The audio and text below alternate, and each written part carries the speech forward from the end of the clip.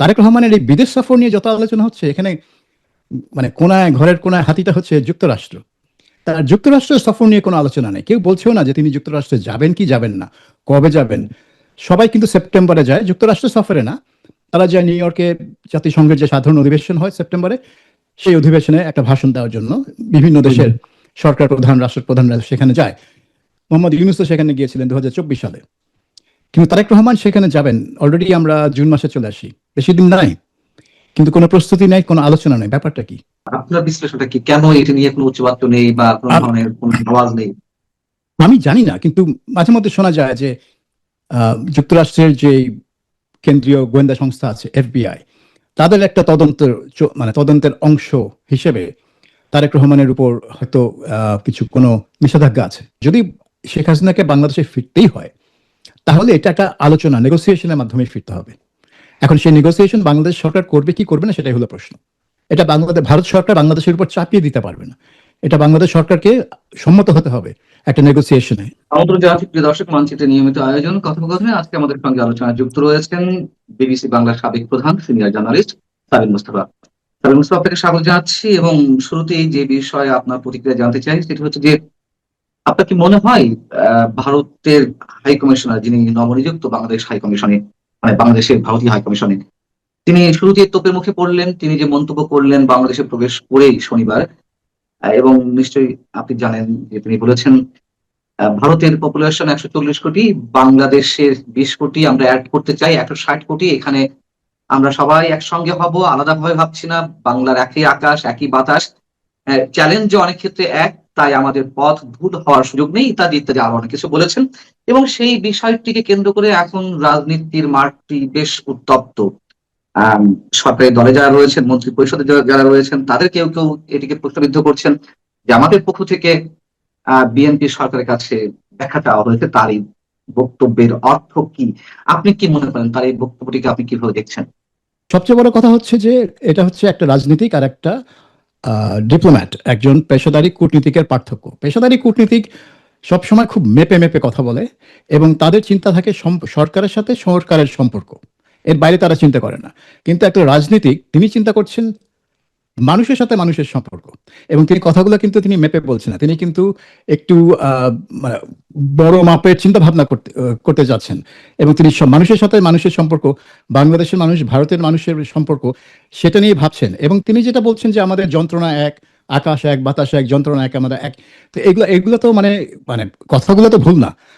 এই যে বাংলাদেশ এবং পশ্চিমবঙ্গ বা বলুন বা এই অঞ্চলের যে মানে গোটা অঞ্চলের যেই মানচিত্র, সেগুলো তো মাত্র 1947 এবং মানে 71-এ নতুন করে আঁকা হয়েছে। এটা মানুষের আঁকা, এটা প্রাকৃতিক বিভাজন না। কিন্তু এটা তো মানে একটা হাইকমিশনার তো এসে কখনোই বলবে না এক দেশে যে তোমার দেশ আমি নিয়ে নিবো বা আমার দেশের সাথে তোমার দেশ একত্রিত হয়ে যাবে। এই কথা এমনকি কোনো মানে কি বলবো বেকুব ডিপ্লোম্যাটও বলবে না। উনিও আমার মনে হয় না, মানে মনে হওয়ার কোনো কারণ নেই যে উনি সেদিকে ইঙ্গিত করেছেন। তিনি বলেছেন যে আমাদের সমস্যা এক, আমরা একই অঞ্চলে, আমাদের সমস্যা এক, আমাদের একত্রিত হয়ে এই সমস্যাগুলো নিয়ে কাজ করতে হবে। একত্রিত হয়ে কাজ করলে আমরা অনেক বড় কিছু অর্জন করতে পারবো। এগুলো হচ্ছে একটা রাজনীতিকের চিন্তা ভাবনা। একটা ডিপ্লোম্যাটও সেভাবে চিন্তা ভাবনা করে না। সে ভাববে যে সরকারের সাথে সরকারের সম্পর্ক কি হতে পারে এই মুহূর্তে, এই বর্তমান প্রেক্ষাপটে। কাজে হয়তো তিনি যেটা বলেছেন সেটাকে মানে ভুল করে বা ভিন্নভাবে ব্যাখ্যা করার অবকাশ তিনি রেখে দিয়েছেন। সো সেটা হচ্ছে একটা রাজনীতিকের ভুল। একটা ডিপ্লোম্যাট সেই ভুলটা কখনো করে না, তার কথার কিন্তু কোনো অন্য ব্যাখ্যা দেওয়ার কোনো রাস্তা সে খোলা রাখে না।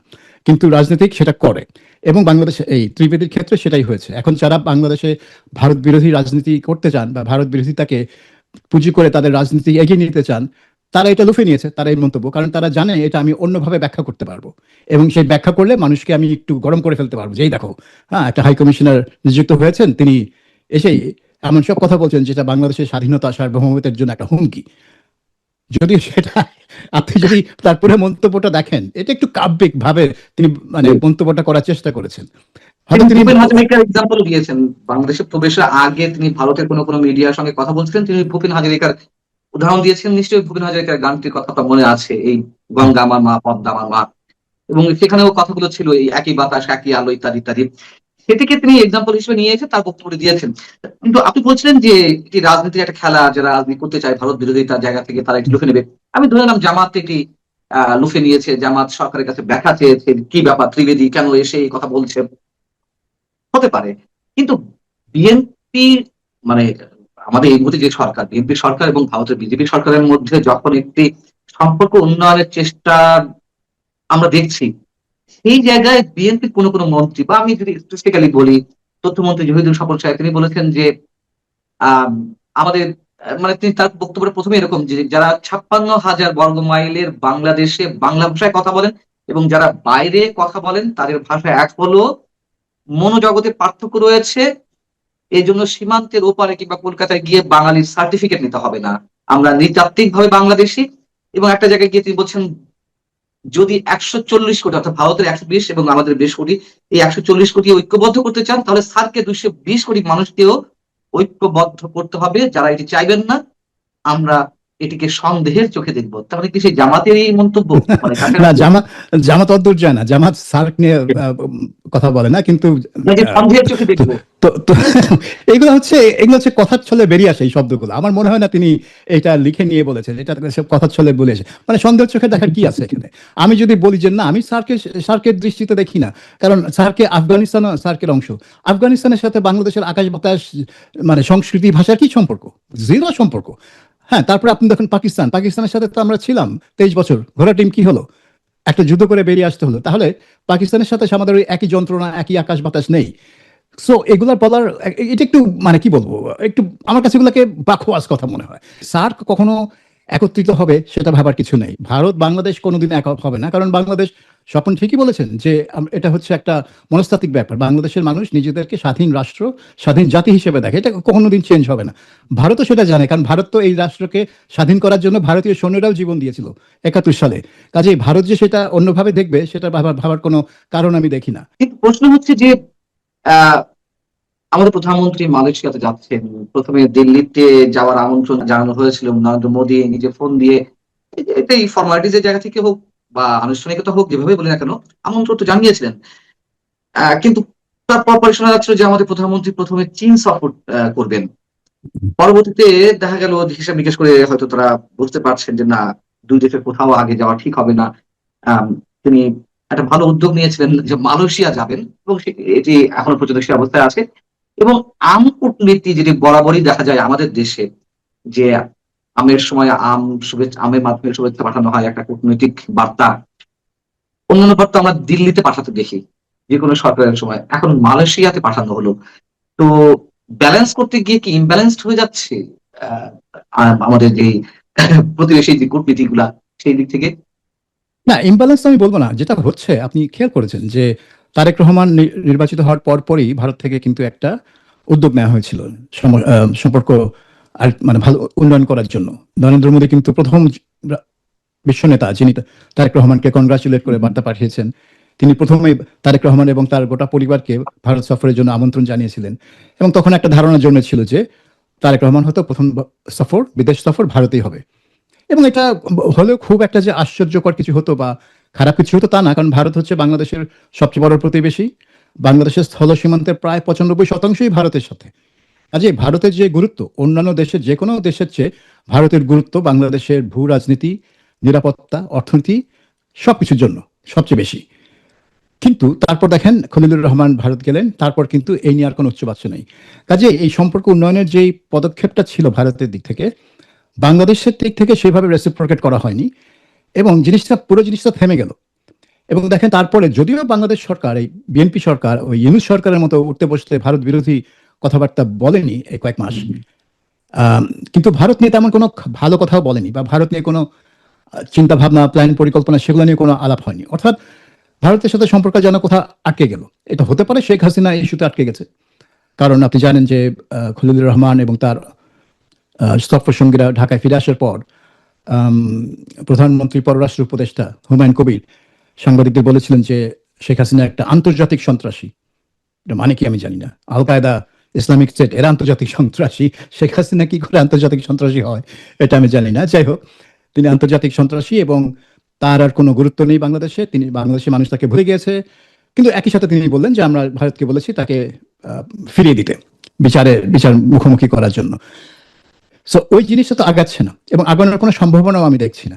কারণ ভারত কোনোভাবেই শেখ হাসিনাকে মানে মৃত্যুদণ্ডের জন্য ফাঁসি মুখোমুখি হওয়ার জন্য বাংলাদেশে ফেরত পাঠাবে না। এটা অন্যভাবে হবে যদি হয়। সো হয়তো ওই ইস্যুতে আটকে গেছে।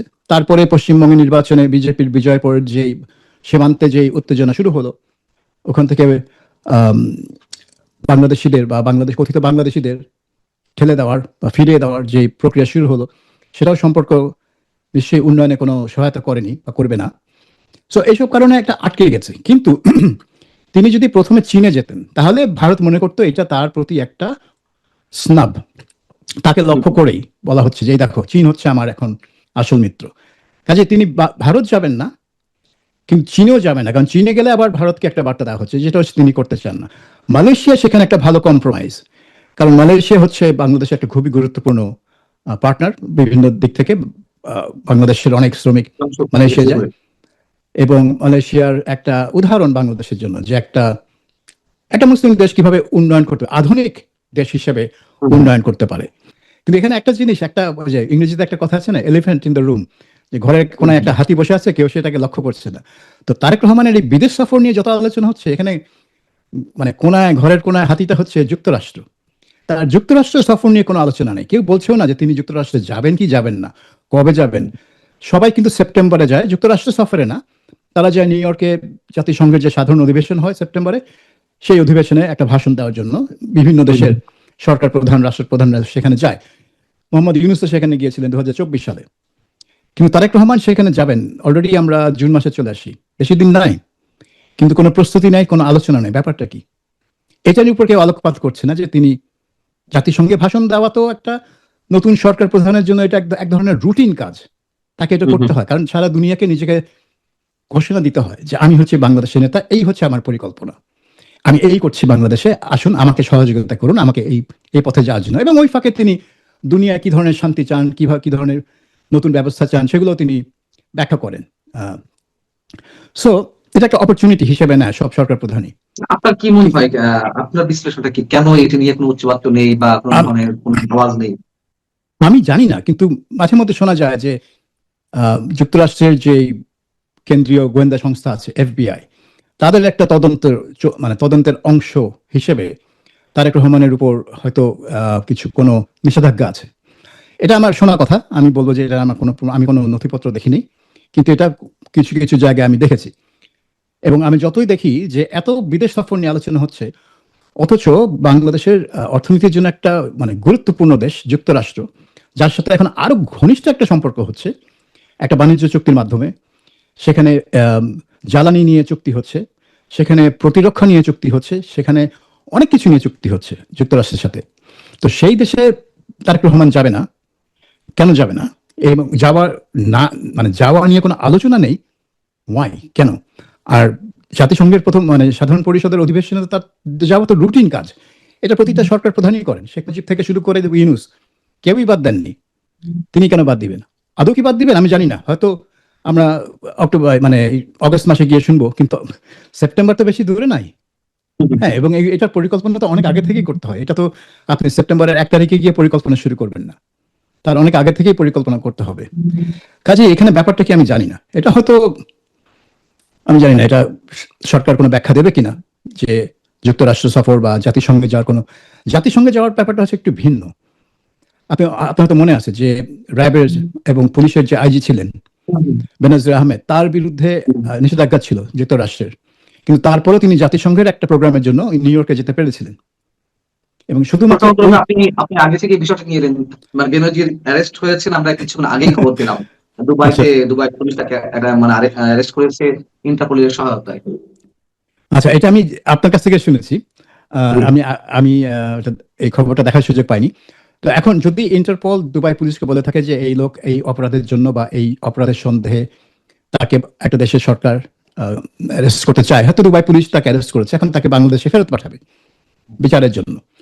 এটা একটা এটা একটা ভালো জিনিস ওই সেন্সে যে বেনজির আহমেদের বিরুদ্ধে নানান রকমের অভিযোগ আছে। তিনি র্যাবের ডিজি থাকতে এবং পুলিশের আইজি থাকতে দুই সময়ে তার বিরুদ্ধে নানান রকমের অভিযোগ আছে। তো এই অভিযোগগুলো তদন্ত কতটুকু হয়েছে আমি জানি না। স্পেসিফিক যে বাংলাদেশের যেটা হয় সিলেক্টিভ জাস্টিস, যখন যেই সরকার ক্ষমতায় থাকে সে তার পছন্দ অনুযায়ী অপরাধ দেখতে পান এবং সেই অপরাধের বিচার করতে চান। তার পছন্দের না হলে সেই অপরাধ তার চোখেই পড়ে না। হ্যাঁ, যেমন যেমন ধরেন ডক্টর ইউনূস অপরাধ এখন সরকারের চোখে পড়ছে না। অপরাধ তো পরের কথা। ডক্টর ইউনূসের আমলের 18 মাস নিয়ে বিএনপি কোনো কথাই বলতে চায় না, এবং এই জন্য অনেকে মনে করছে যে তারেক রহমানের সরকার হচ্ছে ইউনূস সরকারেরই একটা কন্টিনিউশন, তারই একটা ছায়া চলছে। তো এখন ওইটাই হয়ে গেছে সমস্যা, যে বেনজিরকে অ্যারেস্ট করে তাকে জেলে ঢুকানো হবে, তার বিরুদ্ধে মামলা করা হবে, তার বিরুদ্ধে তদন্ত হবে, সবই ভালো। কিন্তু এটা এগেইন আরেকটা প্রমাণ যে এটা বাংলাদেশে যে সিলেক্টিভ জাস্টিসের ব্যাপারটা, আগের যেটা আমার পছন্দ না, যেটা আমার পছন্দের সরকার, সে তার আমল নিয়ে আমি কোনো কিছু ভাববো না, কিন্তু যেটা আমার পছন্দের না সেটাকে আমি মামলা করবো। এখন এখানে আমি দেখতে চাই যে বেনজির র্যাবের ডিজি ছিলেন কয়েক বছর, ওই সময় বিচার বহির্ভূত হত্যাকাণ্ড নিয়ে তার বিরুদ্ধে কোনো মামলা করা হয় কিনা। কারণ যদি করা হয় তাহলে প্রশ্ন উঠবে যে 2004 থেকে 2006 খালেদা জিয়ার আমলে যেসব বিচার বহির্ভূত হত্যাকাণ্ড র্যাব করেছে সেটা নিয়ে কার বিরুদ্ধে মামলা হবে। হ্যাঁ, সেটা বুঝতে পারছি। মানে আমাদের আমাদের দুর্ভাগ্য আসলে, ওই যে আপনি যেটা বলছিলেন ওটাই উপসংহার, যখন যে ক্ষমতা থাকে তার চোখ দিয়ে অপরাধগুলো দেখা হয়। হুম, নিশ্চয়ই ওরকম কিছু হবে না। আমরা সমালোচনা করেই যাব, সরকার কর্ণপাত করবে না। আমরা শেষ করবো, তার আগে আমি একটু আহ আরেকটা বিষয় প্রশ্ন করবো। আপনি মাঝে বলছিলেন, মানে আলোচনার মাঝখানে, যে শেখ হাসিনা ফিরে আসতে পারেন অথবা তাকে ভারত ফেরত পাঠাতে পারে অন্যভাবে। এটির উত্তর বা আপনি কোনটাকে মেন করে বলতে চাচ্ছেন সেটা একটু শুনুন। তার আগে আপনি আমাদের প্রধানমন্ত্রী যুক্তরাষ্ট্রে যাওয়া প্রসঙ্গে কোনো আওয়াজ নেই বা কোনো ধরনের কথাবার্তা নিয়ে বলছিলেন, এবং এফবিআই প্রসঙ্গ নিয়ে আসলেন, এবং এফবিআই তো সাক্ষী দিতে এসেছিল। এফবিআই কয়েক কর্মকর্তা আওয়ামী লীগের সময় আমাদের আজকে যিনি প্রধানমন্ত্রী তারেক রহমানের বিরুদ্ধে, মানে সেই সব জটিলতা কি এখনো কাটেনি, নাকি ওই বিষয়গুলো এখনো না, রয়ে গেছে? আপনার কি মনে হয়? সেটা আমি বলছিলাম যে আমি জানি না যে এইগুলো কোন পর্যায়ে আছে। কারণ আপনি জানেন যে উইকিলিক্স যারা বিভিন্ন সরকারি নথিপত্র ফাঁস করে দেয়, তারা ঢাকা থেকে যুক্তরাষ্ট্রের এমবাসি থেকে পাঠানো নানান ইমেল এবং নথিপত্র ফাঁস করেছিল। সেখানে দেখা গিয়েছিল যে এমবাসি থেকেই, তখন সেটা হচ্ছে 2001 থেকে 6, ওই সময়ে তারেক রহমানকে নিয়ে নানান বিরূপ মন্তব্য এবং পর্যবেক্ষণ ছিল, এবং সেই কারণে হতে পারে, আমি জানি না। আম, আর তারপরে এখন এটা কোন পর্যায়ে আছে, আপনার মনে রাখা দরকার যে নরেন্দ্র মোদী যখন গুজরাটের মুখ্যমন্ত্রী ছিলেন, সেখানে যেই ব্যাপক মুসলিম নিধন হয়েছিল 2001 সালে, সেই রায়টের পর কিন্তু যুক্তরাষ্ট্র নরেন্দ্র মোদীকে উপর উপর নিষেধাজ্ঞা জারি করে। তার কিন্তু যুক্তরাষ্ট্রের প্রবেশ নিষেধ ছিল, কিন্তু তিনি 2014 সালে প্রধানমন্ত্রী হওয়ার পর কিন্তু ওই নিষেধাজ্ঞা চুপচাপ তুলে নেওয়া হয়। কাজেই তারেক রহমানের বিরুদ্ধে যদি কোনো নিষেধাজ্ঞা থাকে তাহলে নিশ্চয়ই সেটা তুলে নেওয়ার প্রক্রিয়ার মধ্যে আছে বা থাকার কথা। কারণ একটা লোক মানে প্রধানমন্ত্রী হলে তাকে তো যুক্তরাষ্ট্র সফর করতেই হয়, এটা তো যুক্তরাষ্ট্রের স্বার্থের জন্যই দরকার। সব দেশের সাথেই তাদের সম্পর্ক রাখা দরকার। বাংলাদেশ একটা গুরুত্বপূর্ণ দেশ। বর্তমান ভূ রাজনৈতিক প্রেক্ষাপটে বাংলাদেশ বেশ গুরুত্বপূর্ণ এই এশিয়া প্যাসিফিক অঞ্চলে। কাজেই তারেক রহমানের উপর যদি নিষেধাজ্ঞা থেকেও থাকতো এবং আশা ছিল বলেই মনে হয়, তাহলে কেন সেটা আহ, মানে উদ্র করা হচ্ছে না, প্রত্যাহার করা হচ্ছে না? যেটা নরেন্দ্র মোদীর বেলায় যেটা হয়েছিল, তার বিরুদ্ধে যে নিষেধাজ্ঞা ছিল সেটা প্রত্যাহার করা হয়। কাজেই এই প্রক্রিয়াটা এখনো শেষ হয়নি কেন? এবং সেই জন্য মানে সরকারের তরফ থেকে যুক্তরাষ্ট্র সফর নিয়ে কোনো উচ্চবাচ্য করা হয় না, কোনো পরিকল্পনা নেই, কোনো কথাবার্তা নেই। হতে পারে, কিন্তু ডক্টর খলিল রহমান তো যাচ্ছেন আসছেন। উনি তো গত 2 বছর ধরেই ঢাকা ওয়াশিংটন করে বেড়াচ্ছেন। সো হয়তো তার মাধ্যমেই সবকিছুর সমাধান হবে। আমার শেষ প্রশ্ন মনে হয় যদি জানতে চাচ্ছিলাম, যে আপনি বলছেন যে শেখ হাসিনাকে ভারত যদি ফেরত পাঠায় তাহলে অন্যভাবে পাঠাবে, সেই অন্য ভাবেটা আসলে কি? মানে এই মুহূর্তে আপনার সেই বিষয়টি জানা আছে কিনা বা কোনো যোগসূত্র আছে কিনা? না, এটা হচ্ছে মানে পরিস্থিতি বিচার করে যেটা বোঝা যায় যে ভারতে তো এক ধরনের রাজনৈতিক ঐকমত্য আছে যে শেখ হাসিনা হচ্ছে তাদের অতিথি, তাদের বন্ধু, তাকে মৃত্যুর মুখে ফেরত পাঠানো যাবে না। অর্থাৎ তার মাথার উপর এই ফাঁসির আদেশ যতদিন ঝুলবে ততদিন ভারত শেখ হাসিনাকে যে বাংলাদেশে ফেরত পাঠাবে না, এটা বলাই বাহুল্য। সেটা বাংলাদেশ সরকার যতই বলুক যে তারা এটা মানে এক্সট্রাডিশনের জন্য চেষ্টা করছে, কিন্তু শেখ হাসিনা চিরকাল ভারতে থাকতে চান না, এটা পরিষ্কার। তিনি বাংলাদেশে ফিরে আসতে চান। তাহলে এটা কিভাবে হবে? ওখানে শুধু শেখ হাসিনা না, ওখানে আরো অনেক আওয়ামী লীগ নেতা আছে, কয়েক হাজার আওয়ামী লীগ কর্মী আছে। ভারত তো অনন্তকাল ধরে তাদের সেখানে সেই দেশে রাখতে চাইবে না, তারা চাইবে তাদের ফেরত পাঠাতে। তখন তারা ফিরলেই গ্রেফতারের মুখে পড়বে। তো সেখানে আমার মনে হয় যদি শেখ হাসিনাকে বাংলাদেশে ফিরতেই হয় তাহলে এটা একটা আলোচনা, নেগোসিয়েশনের মাধ্যমে ফিরতে হবে। এখন সেই নেগোসিয়েশন বাংলাদেশ সরকার করবে কি করবে না সেটাই হলো প্রশ্ন। এটা ভারত সরকার বাংলাদেশের উপর চাপিয়ে দিতে পারবে না, এটা বাংলাদেশ সরকারকে সম্মত হতে হবে একটা নেগোসিয়েশনে এবং একটা নেগোসিয়েটেড রিটার্ন, যেখানে হয়তো যেটা হতে পারে তিনি ল্যান্ড করবেন, তাকে গ্রেফতার করা হবে, তাকে জেলে পাঠানো হবে, সেখান থেকে আদালতে পেশ করা হবে, তিনি জামিনের জন্য আবেদন করবেন, তিনি অ্যাপিল করবেন, আইসিসিতে তার বিরুদ্ধে যেই মামলায় রায় হচ্ছে সেটার বিরুদ্ধে তিনি অ্যাপিল করার জন্য অনুমতি চাইবেন, হাইকোর্ট যদি অনুমতি দেয় তিনি অ্যাপিল করবেন, তারপরে তিনি জামিন পাবেন বা জামিন চাইবেন, সরকার আপত্তি না থাকলে তিনি জামিন পাবেন, হয়তো তাকে অনেক অনেক প্রক্রিয়া আছে। প্রেসিডিয়াম মেম্বার জাহাঙ্গীর কবির নানক কোনো এক জায়গায় বলেছেন একটি সাক্ষাৎকারে যে শেখ হাসিনা বাংলাদেশ ফিরলে তাকে আটক করার ক্ষমতা কারণ নেই, বাংলাদেশ সরকারের নেই। মানে এগুলো কি শুধুই রাজনৈতিক বক্তব্য? এগুলো বাহাদুরি মার্কা কথাবার্তা। মানে আমার মনে হয় না যে যার একটা বিচার হয়ে গেছে এবং একটা রায় হয়ে গেছে এবং আপিলের সময়ও পার হয়ে গেছে, তিনি দেশে ফিরলে সরকার যতই মানে সমঝোতা করে নেগোসিয়েট করে করুক, একটা আইনি প্রক্রিয়া তার মধ্যে দিয়ে তাকে যেতেই হবে। যেমন ধরুন শারমিন চৌধুরী, প্রাক্তন স্পিকার, তিনি ক্যান্টনমেন্টে ছিলেন প্রায় 2 বছর, পুরো ইউনূস সরকার আমলে তিনি ক্যান্টনমেন্টে ছিলেন। বিএনপি আমলে তাকে ক্যান্টনমেন্ট থেকে তিনি বেরিয়ে আসলেন, কিন্তু তিনি বেরিয়ে এসে কিন্তু তিনি গ্রেফতার হলেন, তিনি জেলে গেলেন, তিনি জামিন পেলেন, তারপরে তিনি মুক্ত হলেন। সো একটা তিনিও কিন্তু একটা প্রক্রিয়া, আইনি প্রক্রিয়ার মধ্যে দিয়েই তাকে বের হতে হয়েছে। তো এটা এমন না যে ওই আপনার 5ই আগস্ট রাতে হঠাৎ শুনলাম যে প্রেসিডেন্ট খালেদা জিয়াকে মাফ করে দিয়েছেন। তো কিভাবে মাফ করলেন, কোন আইনে কি ক্ষমতা বলে কেউ জানে না, খালেদা জিয়া মুক্ত হয়ে গেলেন। তো এই ব্যাপারটাই সেইভাবে হবে না, কারণ তখন তো আইন ফাইন কিছু ছিল না, তখন তো সবই একেবারে মানে কি বলবো টোটালি অস্থির অবস্থা, তো যেখানে যা ইচ্ছা তাই হবে। এখন তো সেটা না, এখানে তো একটা আইনি প্রক্রিয়ার মধ্যে দিয়েই যেতে হবে। কাজেই আইনি প্রক্রিয়ার মধ্যে যেতে হলে শেখ হাসিনাকে গ্রেফতার হতেই হবে, 2-1টা দিন জেলে থাকতেই হবে, কিন্তু সেখানে একবার জেলে ঢোকানোর পর মেনটেন করতেই হবে। করতেই হবে। কিন্তু এই প্রসিডিওরটা মানে আগে নেগোশিয়েট করে তারপর আসবেন তিনি এমন পরিস্থিতিতে আসবেন না যে তিনি নামলেন আর সাথে সাথে তাকে ফাঁসিতে মঞ্চে পাঠিয়ে দেওয়া হলো, সেটা হবে না। আইনও তো তা বলে না নিশ্চয়ই। আপনি অনেক অনেক ভালো থাকবেন সাবির মুস্তাফা, আমাদেরকে অনেকক্ষণ সময় দিয়েছেন। দর্শক আপনারা যারা শুনছেন নিশ্চয়ই আপনারা ভালো থাকবেন। আল্লাহ হাফেজ।